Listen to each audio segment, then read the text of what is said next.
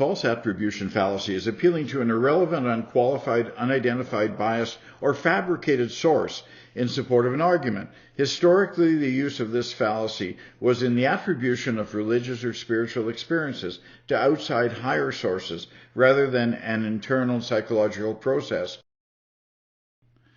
An example: "But Professor, I got all these facts from a program I saw on TV once. I can't remember the name of it right now." Obviously, without a credible, verifiable source, the argument or claim being made by the student is very weak. Another example: "I had this book that proved that leprechauns were real and had been empirically verified by scientists, but I lost it and I forget the name of it or who the author was. I read this book can hardly serve as proof of an event as potentially significant as the discovery of leprechauns, empirically verified in fact by science." While it might be the case that the person telling the story really does remember reading such a book, it could also very well be that he's simply fabricating this book. In either case, it is fallacious to accept the claim that leprechauns are real and have been empirically verified by science solely on the basis of his argument. The logical form is that claim X is made, source Y, a fake or unverifiable source, is used to verify claim X, therefore claim X is true. Two more examples. "Of course I believe that the kids of gay couples should be banned from LDS membership. I heard President Nelson say in a talk in January of 2016 that it's a revelation from God." Or, "Joseph Smith says that the righteous will gather in Independence, Missouri to greet the second coming of Jesus Christ." There are plenty of quotes that are circulated ad infinitum on social media that can't be traced to the famous figures who allegedly said them, or that the famous figures have in fact even plagiarized them from others. Here's a couple of examples. "And so, my fellow Americans, ask not what your country can do for you. Ask what you can do for your country." Who said that?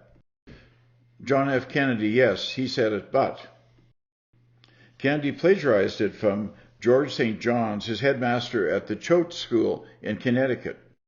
How about this one? "No other success in life can compensate for failure in the home." Yes, that was David O. McKay, one-time president of the LDS Church.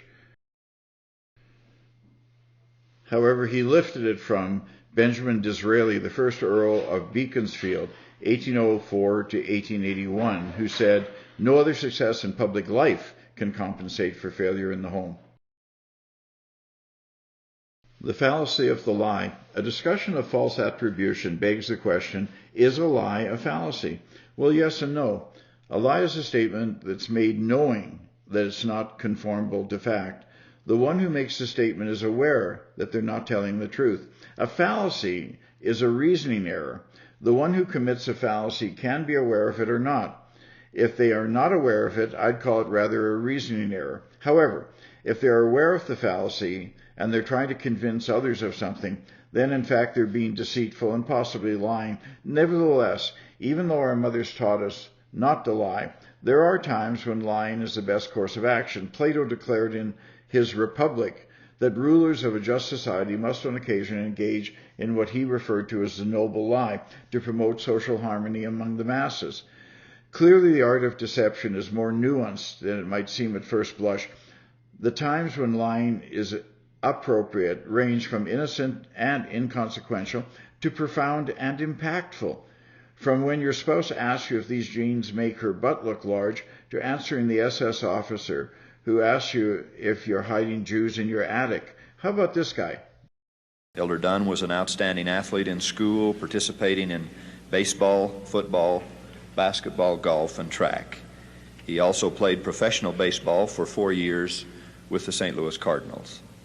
When I was a younger teenager wanting to pursue the athletic field, I was moving along with relative ease and with some accomplishment. The time came when I signed a professional contract.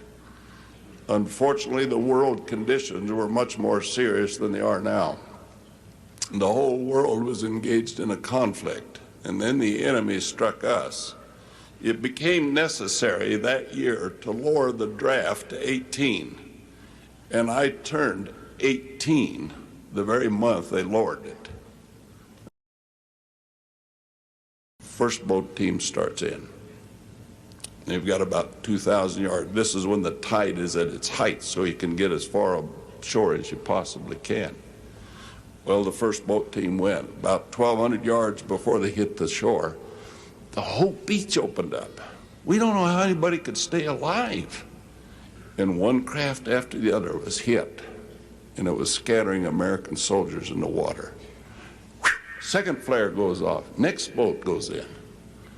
Same thing. Third, fourth, fifth, sixth. Nobody's getting ashore.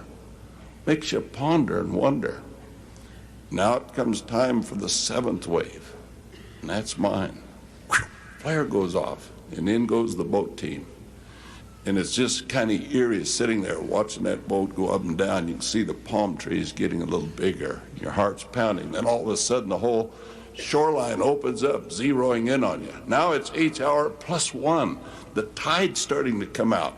It exposes a large coral reef, and our LCVP can't get over it. It sticks on the coral reef, and the Navy gets excited. They drop the front and say, "Get out of here, you're drawing fire." We jump in the water's chest high. You gotta hold your rifle over your head. The muzzle drops in the water, that's salt water. It'll blow up on you when you fire. Did you ever try to run in water up to your chest, loaded down? You don't move very fast. And the enemy starts to pick you up. And you're pushing with the butt of your rifle the dead bodies and wounded bodies of your friends and associates you've been training with. The coral is so sharp, it cuts the boots off your feet, and your feet are starting to bleed like mincemeat, and you're trying to get ashore. And I was one of the first ashore that morning, and I dug my first foxhole with my fingernails, and I crawled in it. And just as I crawled into that mucky hole, an ambu gun opened up. It shoots about 700 rounds a minute, and it went down my right arm and took off my identification bracelet. And I rolled over and started to talk to Heavenly Father. And He answered me.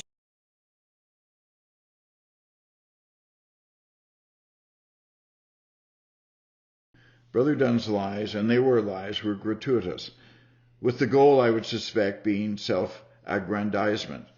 There are myriad examples of out-and-out lies being told by Mormon prophets and apostles, but to me perhaps the most heinous, because my parents were converts from the British Isles, was John Taylor's words to investigators questioning whether the rumors of Mormon polygamy were true. We are accused here of polygamy, and actions the most indelicate, obscene, and disgusting, such that none but a corrupt and depraved heart could have contrived. These things are too outrageous to admit or believe. I shall content myself by reading our views of chastity and marriage from a work published by us containing some of our articles of faith. The Doctrine and Covenants on page 330 says, "Insomuch as this Church of Jesus Christ has been reproached with the crime of fornication and polygamy, we declare that we believe that one man should have but one wife and one woman should have one husband, except in the case of death." When John Taylor told this filthy lie, he had 12 polygamous wives who bore him 26 children. The following is a list of those wives and the children that they eventually bore him. You might be aware of Elder Dallin Oak's admonition to those lacking a testimony to simply fake it. Another way to seek a testimony seems astonishing when compared with the methods of obtaining other knowledge. We gain our strength in a testimony by bearing it. Someone even suggested that some testimonies are better gained on the feet bearing them than on the knees praying for them, and that was from a talk he gave called Testimony in General Conference April of 2008. But as your words impact on those who hear them, isn't that tantamount to bearing false witness? Is not Oak's admonition to missionaries to mouth a fake testimony, instructing them to deceive other people? Apostle Todd Christofferson tells the story of a returned missionary who was struggling with his faith after learning of the several differing versions of Joseph Smith's first vision. I was shocked to hear him say that he didn't know that the Book of Mormon was true. How is it possible that a faithful, successful missionary could have not received that witness? President, sisters, please don't let this happen with any of your missionaries. Be sure that each one of them does what's necessary so that he or she does not leave the mission field without a sure conviction of the truthfulness of the Book of Mormon and all it implies. Christofferson's concern is that missionaries do not leave their missions without having gained a testimony of the Book of Mormon, but expresses no concern over the fact that at least some of these missionaries have been asserting the truthfulness of the book to convince people that the Book of Mormon and therefore Mormonism is true. This type of disregard for integrity isn't new. In 1982, Apostle Boyd K. Packer taught, "It is not unusual to have a missionary say, 'How can I bear testimony until I get one? How can I testify that God lives, that Jesus is the Christ, and that the gospel is true, if I don't have such a testimony? Would that not be dishonest? Oh, if I could only teach you this one principle. A testimony is to be found in the bearing of it. Somewhere in your quest for spiritual knowledge, there's a leap of faith, as the philosophers call it. It is that moment when you've gone to the edge of the light and stepped into the darkness to discover the way is lighted ahead for just a footstep or two." Again, in Packard's example, the missionary did not have a confirmation that what he was testifying was true, but rather than addressing the missionary's question about the honesty of his bearing of a false testimony, Packer advises him to just fake it, and hopefully a true testimony, will come. In philosophy and logic, the liar's paradox, or antinomy of the liar, is a statement of a liar that they're lying. For instance, if I declare I am lying, and I'm indeed lying, then I'm telling the truth, which means I just lied. The pervasiveness of bullshit. One of the most distinguishing features of our culture and society is that there is bullshit everywhere, and each of us contributes his or her share. Bullshit is pervasive in education, the arts, and politics, and the media, as well as advertising and, of course, religion. It would seem that there are few organizations so adept with their shovels as the Church of Jesus Christ of Latter-day Saints. Bullshit misleads, and therefore bullshit harms. There is a lot at stake here. What happens to a society when its members become indifferent, or worse, oblivious to the notion of truth? Well, you know, whenever you're exposed to advertising in this country, you realize all over again that America's leading industry is still the manufacture, distribution, packaging, and marketing of bullshit. High-quality bullshit, world-class designer bullshit, to be sure. Hospital-tested, clinically proven bullshit, but bullshit nonetheless. And it always amuses me that so many people seem to think that bullshit only comes from certain sources. You know, advertising, politicians, salesmen. Not true. Bullshit is everywhere. Bullshit is rampant. Parents are full of shit. Teachers are full of shit. Clergymen are full of shit. Law enforcement people are full of shit. The entire country is completely full of shit. In fact, this country was founded by a group of slave owners who told us that all men are created equal. That is what's known as being stunningly full of shit.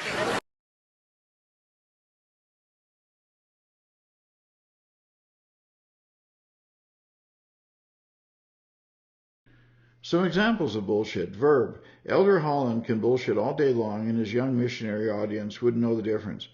Or as a noun, I'm sick and tired of hearing the same old bullshit from President Kimball. The origins of bullshit. We need to understand what bullshit is and where it comes from and why so much of it is produced. Bullshit is not altogether a modern invention, as Carl T. Bergstrom and Jevon D. West point out in their book Calling Bullshit. In one of his Socratic dialogues, Plato complained that the philosophers known as the sophists are not interested in what is actually true, but are just interested in winning arguments. In other words, they were bullshit artists. Machiavelli, in discussing political deception, wrote in 1521 that for a long time I've not said what I believe, nor do I even believe what I say. And if indeed I do happen to tell the truth, I hide it amongst so many lies that it's hard to find. While not attaching the label bullshit, the 16th century philosopher Michel de Montaigne, in his essay of Liars, expressed its essential character when he wrote, "If falsehood had, like truth, but one face only, We should be on better terms. According to the Oxford English Dictionary, two of the earliest citations for the word bullshit come from the British writer Wyndham Lewis and the American essayist E. Cummings. But it was perhaps T.S. Eliot who wrote the word into common parlance with the publication of his poem entitled The Triumph of Bullshit in 1910. While the original attribution is unclear, Jefferson, Twain, or Churchill, it's said that a lie can travel halfway around the world while the truth is still putting its pants on. I think the earliest form of it came from the brilliant Irish satirist Jonathan Swift, who wrote in 1710 that falsehood flies and that truth comes limping after it. In today's internet culture, bullshit travels with remarkable and terrifying speed. It's as if we're moving into a post-truth age. We've witnessed a U.S. president openly lie on a daily basis or minimally not know what is true and what's not. There are different types of bullshit. Old school bullshit. An example being upon further documentation and clinical appraisal of said patient's symptoms and conducting a comprehensive examination of his otolaryngological region. The fundamental diagnosis suggests a case of communal viral rhinitis. In other words, the patient has a cold. Old school bullshit or gobbledygook is inflated jargon-cluttered verbiage that fails to communicate clearly. But there's also new school bullshit. An example being the theta state has a brainwave cycle of 4 to 7 per second. It is clearly in a realm that is beyond time and space constraints. Additionally, it has been validated by a static electroencephalogram. Further, it has been shown that a practitioner can automatically bring a patient to that same theta state. The technique is at the cutting edge of healing modalities, supporting our current rapid modern-day existence. It utilizes the fluid energy of the universe to create the life that one wants to live. New school bullshit is effective because most of us don't feel qualified to challenge quantitative data or formulatic calculus that we don't understand. Too often the scientific or pseudoscientific jargon the new school bullshitter employs can fool us into believing something that's false. The information age in which we live certainly means we come across more bullshit in a week than our grandparents likely witnessed in a year. Straight talk is not in vogue. We seem to choose a form of doublespeak in which we communicate in a way that misrepresents or obscures the truth. It combines both sense and nonsense into a deliberate effort on the part of the sender to conceal the true meaning of what he or she is saying. In some cases, doublespeak is used to soften the impact of what the communication or message is. But more often it's used to camouflage the truth, and therefore it's a form of bullshit. Euphemisms are a type of doublespeak that attempts to make certain situations seem more palatable or soften a blow. They're usually evasive, but not often malicious. For example, calling someone's home quaint is a nicer way than saying small. Here are some examples. Alternative facts rather than lies. Ill-advised instead of bad idea. Passed away rather than died. Well-off rather than rich. Thrifty instead of cheap. Developing country instead of impoverished nation. Golden years instead of old age. Sleeping with rather than having sex with. Bathroom tissue instead of toilet paper. Mobile homes rather than trailers. Occasional irregularity rather than constipation.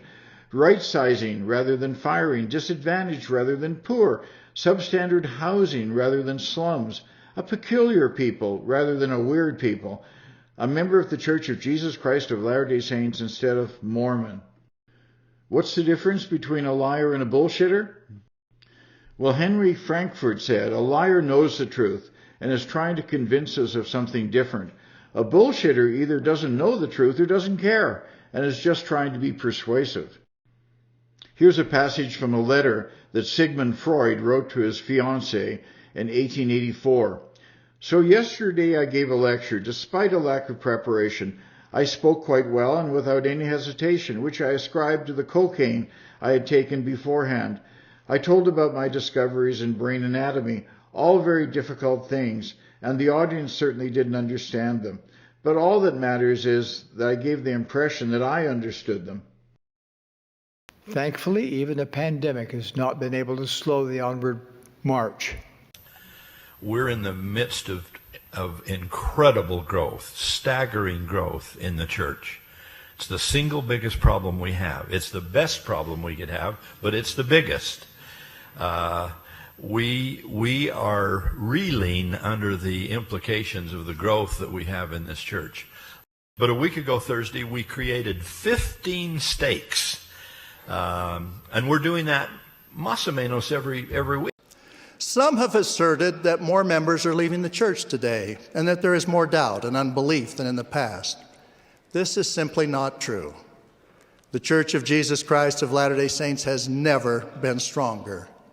The number of members removing their names from the records of the church has always been very small and is significantly less in recent years.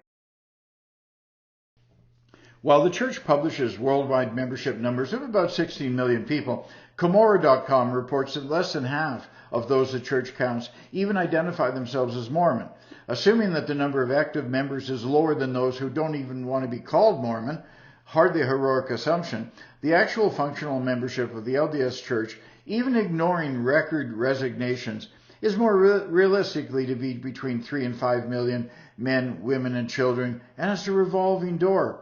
And FYI, those data also contradict Elder Holland's statement that the church saw double-digit stakes being created pretty much every week, and that the past week they were able to create 15. The week he claims that there were 15 stakes added, there were actually 0.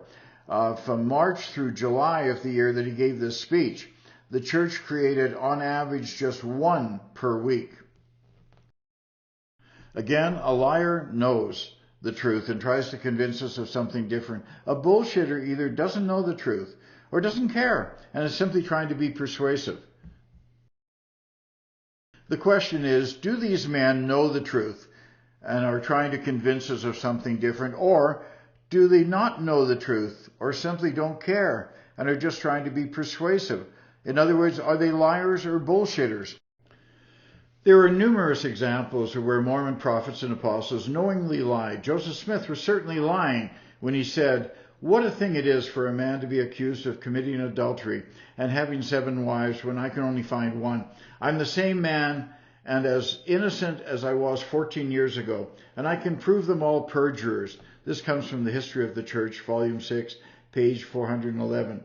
Joseph Smith made this statement preaching from the stand to LDS members in Nauvoo on Sunday, May 26, 1844. At the time, he had secretly taken over 25 plural wives. In this example, Smith knew the truth and was trying to convince his followers of something different. Bruce R. McConkie was certainly lying when he said that the Adam-God theory was never taught in the church, when he knew the opposite was the case. You talk about teaching false doctrines and being damned. Here's a list of false doctrines that if someone teaches, he will be damned. And there is not one of these that I've ever known to be taught in the church. But I'm giving you this list for a perspective because of what will follow. Then he goes on to list the doctrines he says were never taught in the church. Teaching that God is a spirit. Teaching that salvation comes from grace alone. Teaching original guilt. Teaching infant baptism. Teaching predestination. Teaching that revelation and miracles have ceased. And teaching the Adam-God theory. That was in February 1981. Later that same year, McConkie publicly stated, "Yes, President Young did teach that Adam was the father of our spirits, and all the related things that the cultists ascribe to him." But sometimes it's not quite so clear, as is in the example of Spencer Kimball speaking about masturbation. And I quote, "What is more, it too often leads to grievous sin, even to that sin against nature, homosexuality. For done in private, it evolves often into mutual masturbation, practiced with another person of the same sex, and hence into total homosexuality." Did Kimball actually believe what he was saying? Or was he just speaking from a position of ignorance as he attempted to convince or influence his youthful audience? Or how about Brigham Young? When speaking of the blacks said, "Shall I tell you the law of God regarding the African race? If the white man who belongs to the chosen seed mixes his blood with the seed of Cain. The penalty under the law of God is death on the spot. This will always be so. In this example, Smith no doubt believed what he was saying, but arguably was speaking out of bigotry and prejudice in an attempt to persuade his fellow Mormons to adopt his hateful beliefs. The two former statements by Kimball and Young, as well as the clip of Holland, in which he claimed that the church was experiencing incredible growth, indeed creating double-digit stakes pretty much every week, 15 in the past week alone, comes close to what I would call bullshit. Remember the definition of the bullshitter. A bullshitter either doesn't know the truth or doesn't care and is just trying to be persuasive. The bullshitter is someone who has no problem saying things that are not true to get the admiration of others. The bullshitter frequently gives misleading information, offers excuses, and when necessary provides bogus facts to lend support to what they're trying to sell. Why do people so often choose to bullshit? Well, if you're out and out lying and you get caught, you'll lose the respect of friends and family. You might even get sued in the court of law, or at least become the subject of gossip. With all of these potential penalties, it's often better to simply try to mislead people without lying outright. It's called paltering. Paltering differs from lying by omission, simply omitting relevant information.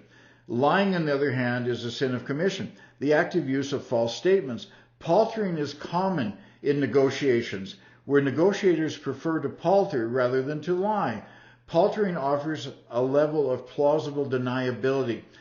Think Bill Clinton's. It depends upon what the meaning of the word is. The definition of paltering, which is an intransitive verb, is to act insincerely or deceitfully, to equivocate. This distinct form of deception is the use of sly tactics to get a better deal during negotiations or when seeking to influence other people, often making statements that are technically true but purposefully skewed to mislead the other side. Paltering is the active use of truthful statements to influence a target's beliefs by giving a false or distorted impression. Some people seem to use this strategy because in their own minds they've convinced themselves that they're actually telling the truth. The church, in attempting to inoculate its members, gives them nuggets of true church history that references controversial issues. But the fragments they choose are never the damning snippets that would give one pause. This is paltering. The church essays are a masterful example of paltering, as is the church's latest video entitled Now You Know, aimed at those members who have or will come across myriad problems and inconsistencies with the historicity of the church, detailed on the internet. 10 fragments of the scrolls were found in the archives of the Metropolitan Museum of Art in New York City. These papyrus fragments were subsequently transferred back to the church. One fragment contains a partial copy of a drawing included in the Book of Abraham, called Facsimile 1, which is currently on display in Salt Lake City. Egyptologists have translated these papyrus fragments and determined that they don't directly relate to the Book of Abraham. Instead, they contain ancient Egyptian funerary texts. Why did these fragments not contain text from the Book of Abraham? Many researchers believe that Joseph translated the Book of Abraham from portions of the scrolls that are now lost. Others suggest that Joseph's study of the papyri acted as a catalyst for him to receive the Book of Abraham by revelation. One thing is certain. The translation of the Book of Abraham was not a typical translation. It came through inspiration from God. Now you know, or do you? This video also fails to mention that Smith had actually declared that it was written by the hand of Abraham, and that Joseph or one of his associates penciled in a man's head where the head of a jackal should be. While they say that many researchers believe that Joseph translated the Book of Abraham from portions of the scrolls that are now lost, they fail to mention that there's no evidence that any portions that have been lost contain anything relating to Abraham, let alone any mention of the 1,000 years between the age of the scrolls and when Abraham supposedly lived. They also fail to mention that the many researchers they speak of are exclusively Mormon researchers. And conveniently, they failed to mention the fact that Smith's translation of the characters found on facsimile 1 also appear in the same order in his notebook, supposedly relating to Abraham, but which have also been shown by those people with a knowledge of Egyptian are absolute nonsense. The church is also guilty of the use of implicature. Implicature denotes the act of meaning or implying one thing, but saying something else. For example, suppose you ask me what I think of the new Superman flick, and I say it wasn't terrible. You might infer from that I didn't think it was too great either. Or if I say Jack doesn't drink on the job, you might interpret my message as meaning that Jack has a drinking problem, but with a modicum of restraint so that he refrains at least from the use of alcohol in the workplace, for now. Or if I say Janet isn't the most responsible mother, you might think I mean that she's a terrible mother. However, if you call me on any of these statements or comments, I can claim innocence. I never said I hated the film, or that Jack was a drunk, or that Janet was a lousy mother. Where'd you get that idea? Let's talk about spotting bullshit. Here's 7 tools to help you do that. Everyone else is wrong. This form of bullshit is found in many political organizations and all cults. When you hear that everyone else is wrong except the supreme leader or the prophet, watch out. The Mormon church was built in this premise.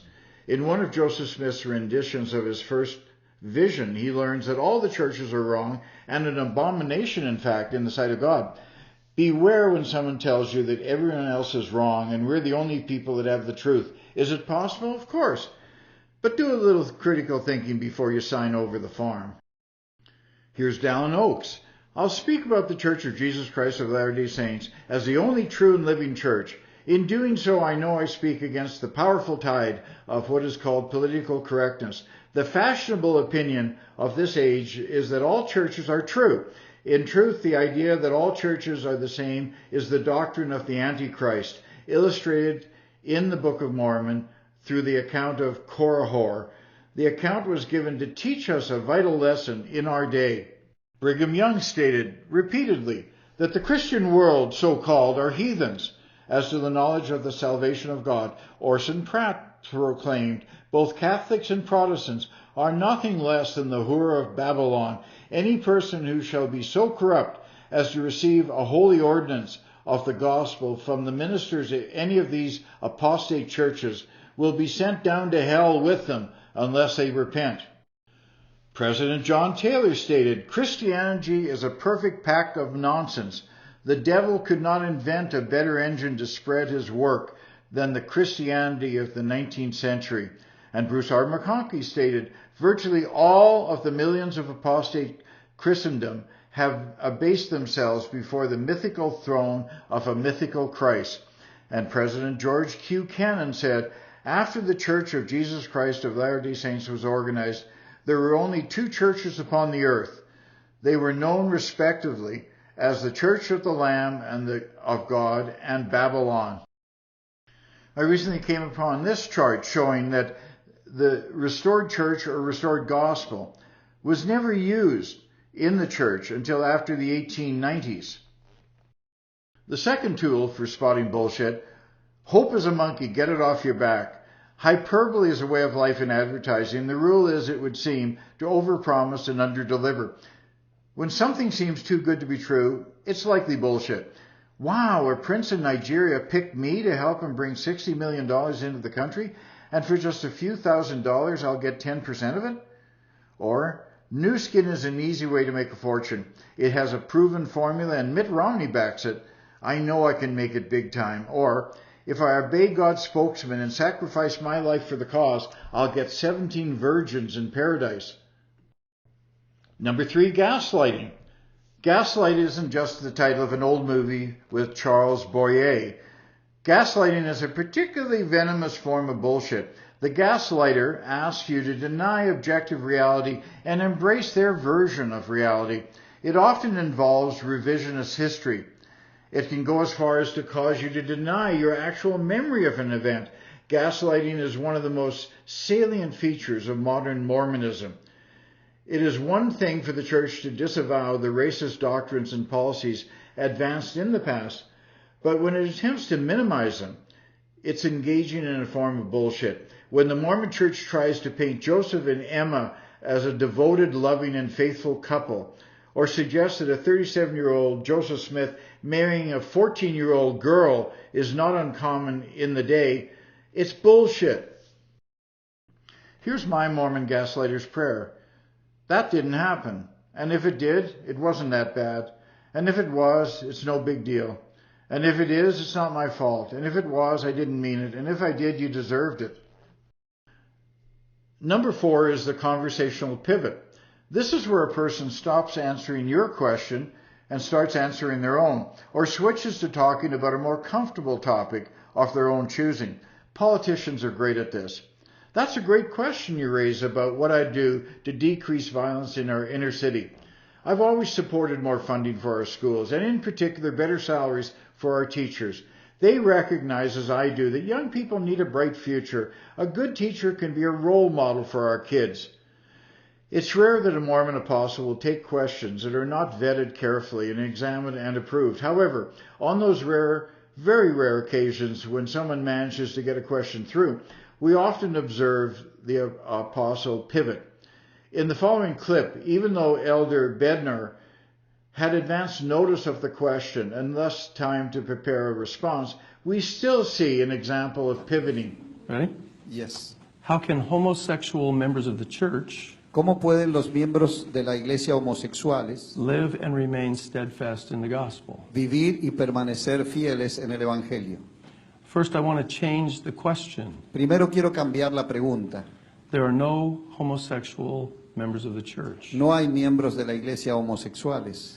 We are not defined by sexual attraction. No somos definidos por atracción sexual. We are not defined by sexual behavior. No se nos define por nuestra conducta sexual. We are sons and daughters of God. Nosotros somos hijos e hijas de Dios. The 5th tool for spotting bullshit is when someone tries to confuse correlation with causation. With all the sets of data in the world, you don't have to look that hard to find some coincidental correlations.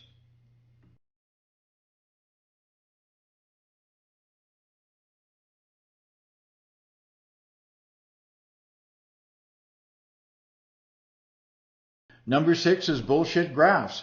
Watch out for graphs and charts, as there are so many ways they can be constructed to mislead. Specifically look for incorrect proportion charts. Here the proportions of the chart fail to match the data being presented. Measurement scales that show only a small fraction of the total value. This can be used to deliberately overemphasize small changes. Check publication dates. Graphs are typically used to display time-related information. A skilled bullshitter may try to mislead by using old data. Likewise, check the source. Is it legit? Pay attention to colors. Bright or vivid colors draw the eye to certain parts of a graph or chart, which can distract from other more relevant aspects of the data.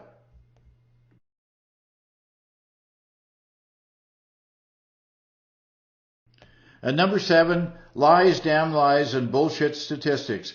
Bullshitters love statistics because they're among the easiest things that can be twisted to suit their purposes. As well, since they look complicated and involve math, they can be highly influential.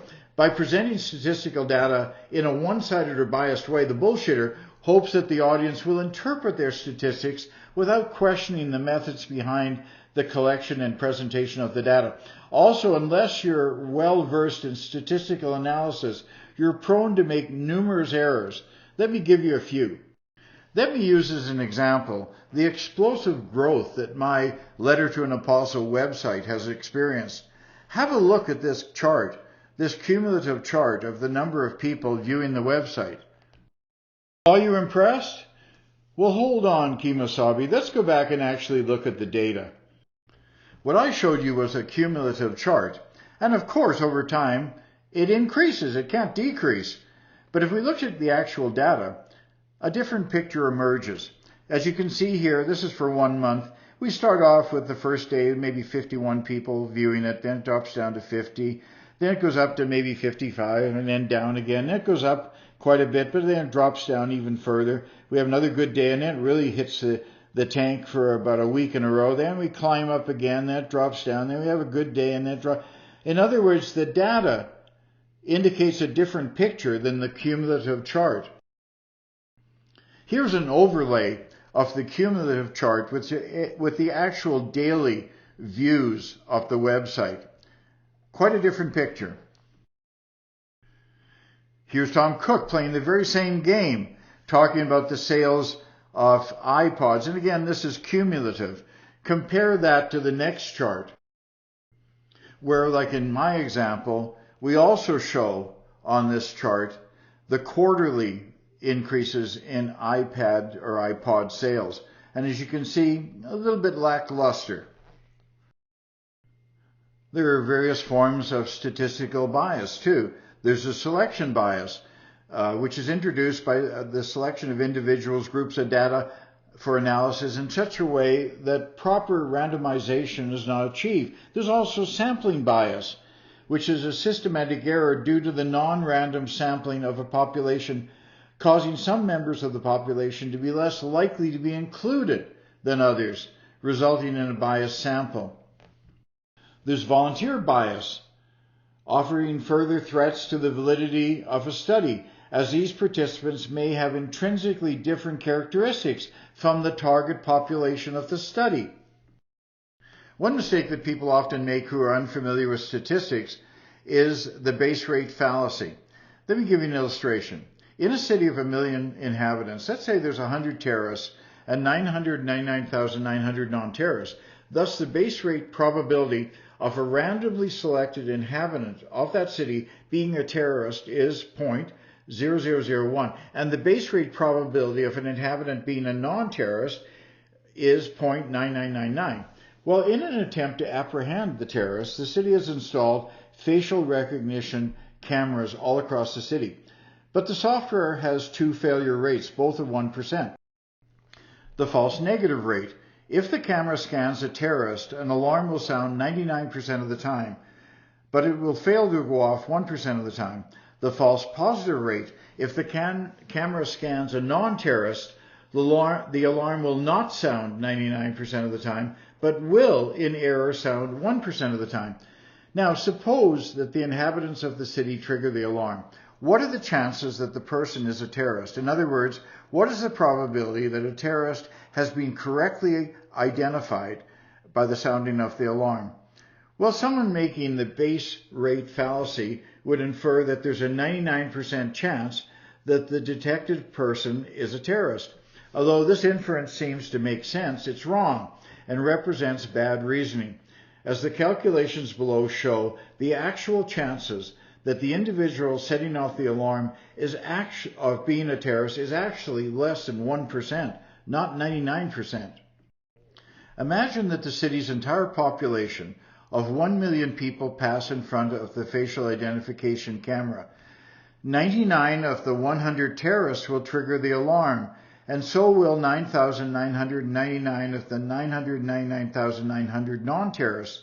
Therefore, 10,098 people will trigger the alarm, among which 99 will be terrorists. So, the probability that a person triggering the alarm actually is a terrorist is only 99 in 10,098 instances, which is less than 1%, and very far below the initial guess of 99%. We also have another issue in statistics called the Will Rogers phenomenon, which is obtained when we move an element from one set to another. It raises the average value of both sets. It's based on the original statement attributed to comedian Will Rogers, who said, "When the Okies leave Oklahoma and move to California, they raise the average intelligence level in both states." This is actually true. Consider the sets R and S. Set R is 1, 2, 3, and 4, and set S is 5, 6, 7, 8, and 9. The arithmetic mean of R is 2.5, and the arithmetic mean of S is 7. However, if 5 is moved from set S to set R, it produces R equals 1, 2, 3, 4, 5, and S equals 6, 7, 8, 9. Then the arithmetic mean of R increases to 3, and the arithmetic mean of S increases to 7.5. There's also lead time bias, which happens when survival time appears longer because diagnosis was done earlier, for instance, by screening, irrespective of whether the patient lives longer. Lead time is the duration of time between the detection of a disease by screening or perhaps new experimental criteria and its usual clinical presentation and diagnosis. It's the time between early detection of cancer by screening and the time in which diagnosis would normally be found through the appearance of unpleasant symptoms without screening. This is an important factor when evaluating the effectiveness of a specific test. Lead time bias occurs if testing increases the perceived survival time without affecting the course of the disease. The goal of screening is, of course, earlier detection, to diagnose a disease earlier than it would otherwise be possible without screening. Therefore, if screening works, it needs to advance in time the moment of diagnosis. In other words, screening needs to introduce a lead time. However, the lead time itself can bias survival statistics. People with diseases detected by screening appear to have a longer survival time only because screening starts the clock earlier. Consider, for instance, a disease where there's no screening. The symptoms result in a diagnosis at age 60 and the patient dies at age 65. This patient lived 5 years after the diagnosis. Now consider that with screening, the disease is detected when the patient is 55 years of age, but they still die at age 65. They didn't live any longer because of their earlier detection, but they appear to have survived 10 years after the diagnosis, or a longer period of time, just simply because the disease was diagnosed 5 years earlier. Therefore, earlier detection alone is not enough to achieve longer survival rates. It simply appears that people survive longer with cancer screening when the course of the cancer is the same as in those who are diagnosed later. Now, of course, earlier detection will hopefully lead to treatment alternatives that will lengthen survival. However, lead time bias must be taken into consideration. Detecting bullshit may not change society, but it can have a life-changing impact on you personally. But detection is not enough. You need to call it. If you've listened to my introductory episode on critical thinking, you'll recall that I said that the essence of critical thinking is to 1, not take things at face value, and to 2, not let emotion sidetrack reason. By asking critical questions to uncover the speaker's agenda, or by seeking to establish the speaker's credentials and credibility, or by asking how they know that what they're saying is true, that is, what evidence do they base their conclusions upon, you can do your part to stop the spread of misinformation and bullshit. Bullshit will continue to pile up around us unless and until we help the bullshitter confront and refocus on reality and evidence. The Mormon Church is awash in bullshit. The church has a long history of secrecy and deception. Its leaders have lied when expedient and sadly continue to do so. The church is hiding something which we would have to say as two apostles who have covered the world and know the history of the church and know the integrity of the first presidency and the quorum of the 12 from the beginning of time. There has been no attempt on the part in any way of the church leaders trying to hide anything. Look at this one. She buys Ballard's bullshit hook, line, and sinker. These two girls, not so much.